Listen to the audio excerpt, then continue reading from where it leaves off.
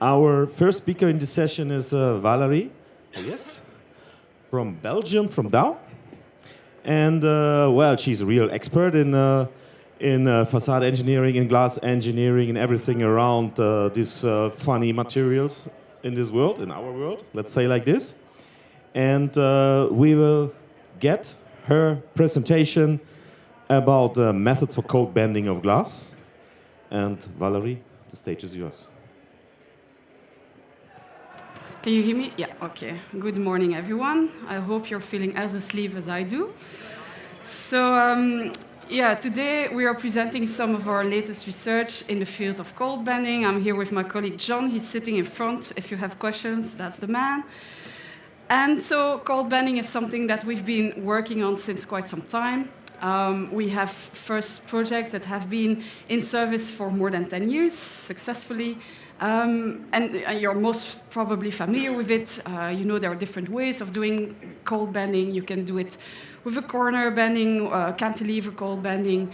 And you probably know as well that for the silicone or unbeatable material, that's kind of a demanding application, right? Because as you bend down the glass plate and it strives to go back to its initial flat shape, it's imposing a permanent bending force onto the silicone, and that's what the silicone doesn't really like. So that may lead to creep, and that may induce eventually tearing, failure, etc. So that's why we have been working since quite some time now on really understanding more about the cold bending.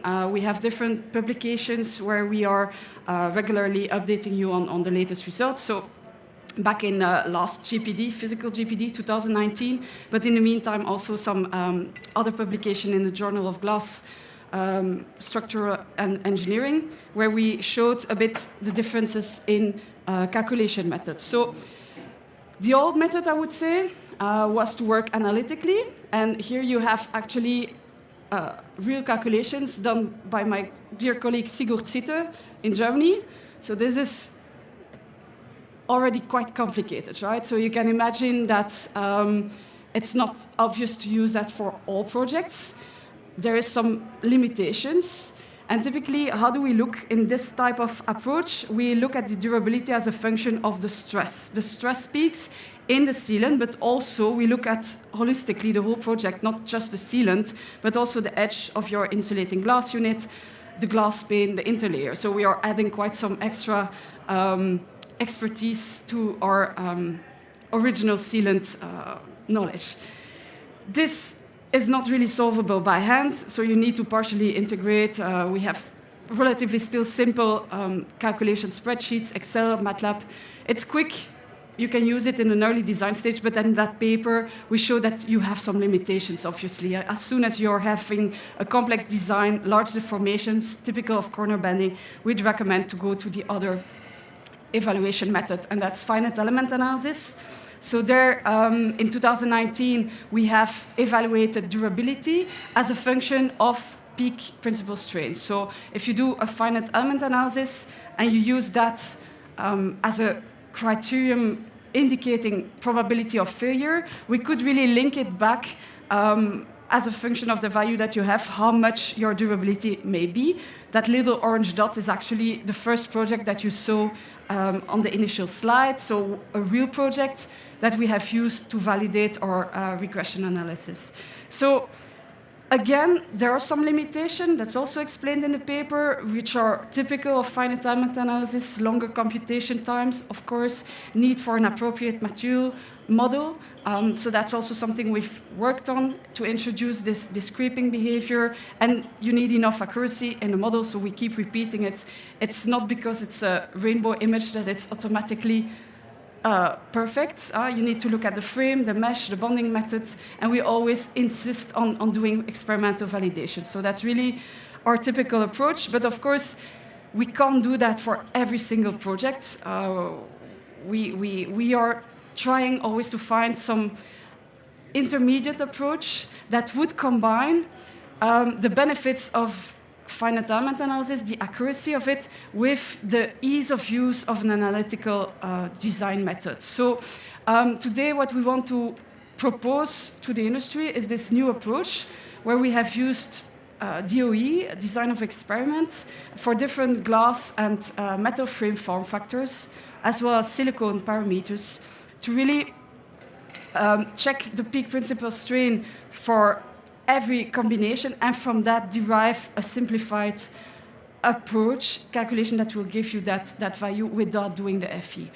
Here we are showing it applied to cantilever bending as a first example, but it can be applied as well to other corner cold bending, and we've done that as well. So always the same approach. We start by building our FE model. It's a model that we have used previously. It's using ANSYS with this type of brick element to avoid locking. We pay a lot of attention to the mesh. The glass is a bit less fine. The sealant, on the other hand, has been optimized, refined mesh. And the material models, for those of you who are not aware of it, you can find them on our website.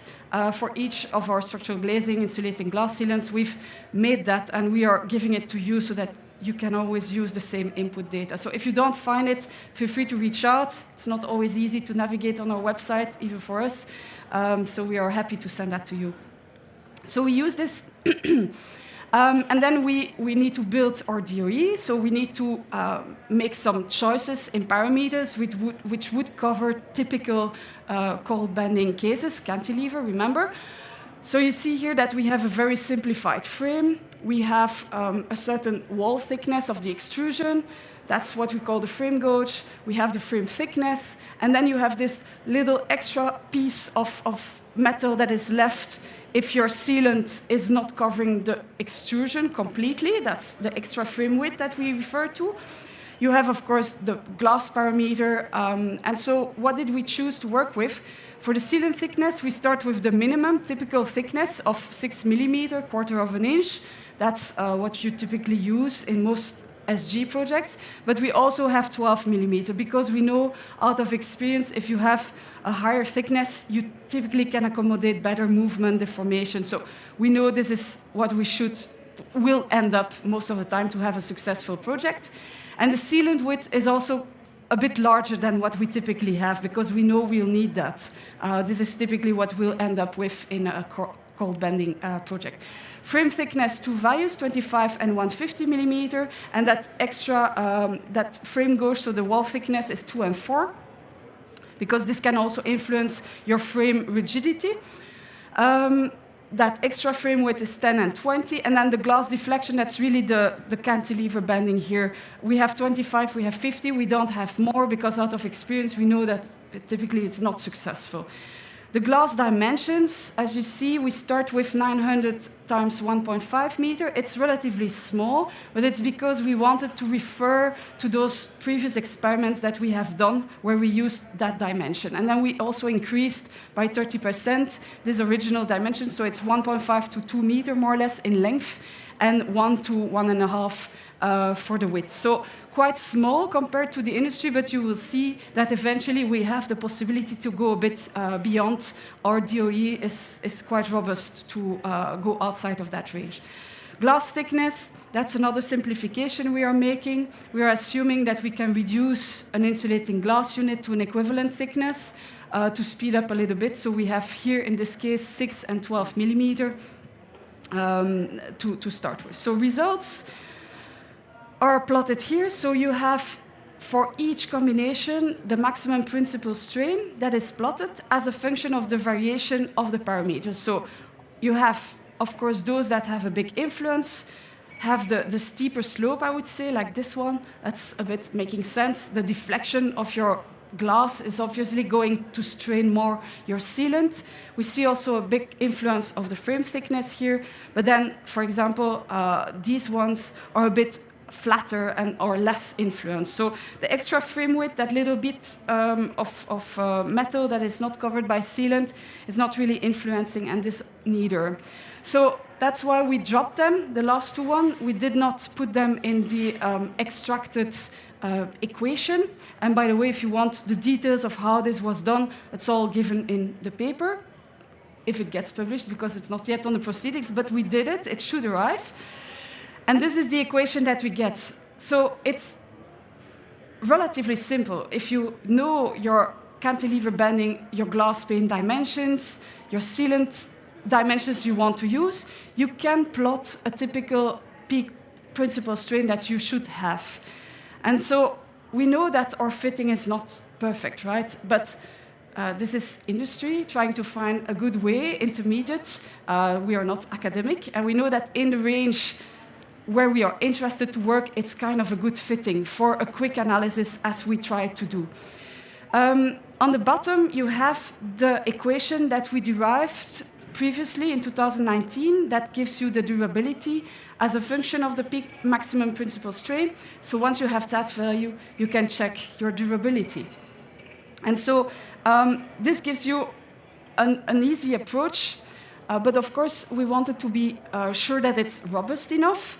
And therefore, we checked a few parameters that were not in the original model for the DOE. So this value was different, and this value as well, so sealant thickness and the deflection. And then we check, okay, what is the exact FE, and what is the value that we get with the formula? So that's corresponding. And we also saw that the relationship between your frame and your sealant thickness, that relationship is really driving your durability. So if you keep it that value as high as possible, you will have a low durability. If you have it low, your durability will increase. So that's a bit what we keep in mind.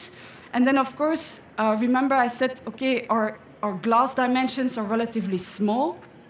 So we checked what happens if we go outside. Normally, if you go outside of your DOE range, you should not use that. But we have a relatively straight line, and we actually get a good result as well if we use a glass length of 2.4 millimeter or 2.4 meter and another sealant thickness. And again, we plot the value that we get with the FE, and we compare to the prediction with our equation, we see a very limited error. So we believe that although we've used quite limited glass length, it should be useful also beyond that range. So to conclude, this hybrid approach to us is a quite interesting, simple approach that combines the accuracy of the FE and the speed and ease of use of analytical calculation methods. We are conscious of the limitations that we have due to the range of parameters, and if you're telling me you're totally wrong, we'll run it again, the DOE. Simplifications have been made related to the glass build-up, of course, that we reduced to a monolithic glass. And we have done some work as well to apply this to corner cold bending, and we have a different equation for that one. So to go back, this is actually a slide from 2019 where we were proposing a design approach for cold bending. The initial step is to determine your bite so that you stay for the average permanent loads at or below the value that your sealant can take. And then, or you use your FE, or you use this DOE equation. So the idea is really start with the DOE equation, determine really which value you want, and then eventually, if you need, you do the FE. But normally, we would skip that. And once you have your durability, if it's not good, then you can start to play. You try to respect the rule that the peak strain should be below or maximum 15%. And if it doesn't work, then you just change your parameters until you get there. So that concludes this presentation. We'll be very happy to take some questions, and thank you for your attention.